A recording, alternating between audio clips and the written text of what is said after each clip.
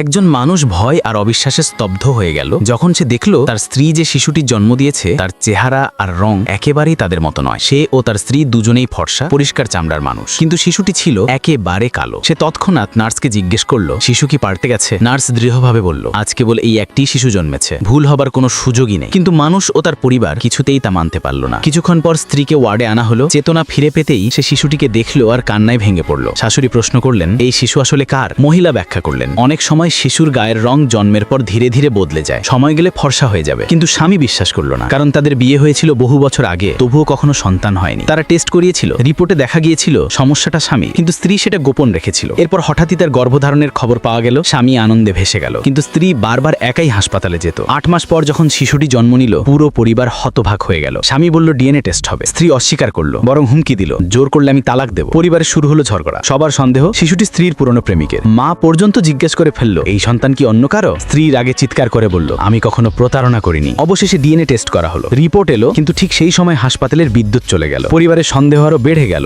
Report বদলে দেওয়া হয়েছে, তারা বলল। আবার নতুন টেস্টের দাবি উঠল। স্ত্রী অনুরোধ করলো, তোমরা আমাকে বিশ্বাস করো, কিন্তু কেউ শুনলো না। ডাক্তার বললেন, আমাদের ব্যাকআপ সিস্টেম আছে, রিপোর্ট সঠিক। তবুও কেউ বিশ্বাস করলো না। অবশেষে দ্বিতীয়, এমনকি তৃতীয়বারও টেস্ট করা হলো। প্রতিবারই ফলাফল একই এলো, শিশুটি সত্যি সেই মানুষেরই সন্তান। তবুও পরিবার বিশ্বাস করতে পারলো না, কারণ শিশুর রং তাদের সন্দেহ মুছে দিতে পারলো না, আর প্রকৃত সত্য এখনো সামনে আসা বাকি ছিল।